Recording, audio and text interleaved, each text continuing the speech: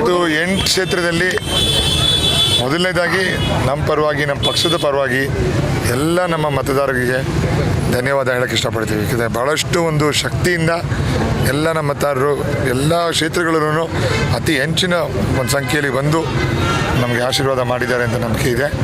ಇವಾಗ 8 ಕ್ಷೇತ್ರದಲ್ಲಿ 6 ಕ್ಷೇತ್ರ ಮುಗಿಸಿದ್ದೀವಿ. ಚಿಕ್ಕಬಳ್ಳಾಪುರ ಮುಗಿಸ್ಕೊಂಡು ಇವಾಗ ಯಲಹಂಕ, ಹೊಸಕೋಟೆ ಇವೆರಡು ಹೋಗಬೇಕು. ಅತಿ ಹೆಚ್ಚು ಮತದಾನ ಆಗಿದೆ ಈ ಸಲ. ನಮ್ಮ ಈ ಗೌರಿಬಿದನೂರಲ್ಲಿ, ಬಾಗೇಪಲ್ಲಿಲಿ, ಚಿಕ್ಕಬಳ್ಳಾಪುರದಲ್ಲಿ ಮತ್ತು ನಮ್ಮ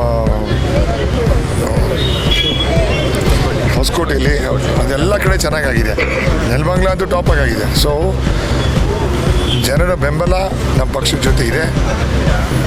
ನಮ್ಮನ್ನು ಆಶೀರ್ವಾದ ಮಾಡ್ತಾರೆ ಅಂತ ನಂಬಿಕೆ ಇದೆ. ಇನ್ನೂ ಇನ್ನು ಅರ್ಧ ಗಂಟೆ ಇದೆ.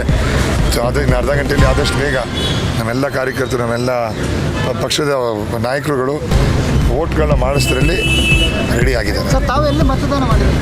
ಸರ್, ನಾವು ಮತದಾನ ಮಾಡಿದ್ದು ನಮ್ಮ ಏರಿಯಲ್ಲೇ, ಅದು ಗೋಕುಲ ಅಂತ. ಗೋಕುಲ ಬರೋದು RR ನಗರಲ್ಲಿ.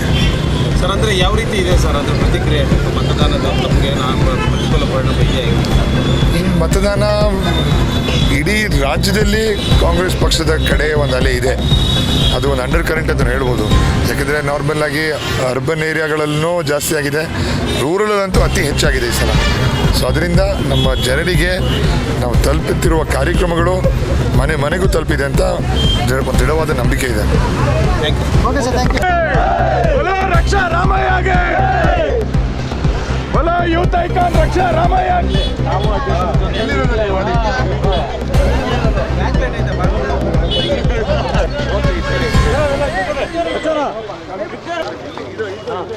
ಯಾವುದು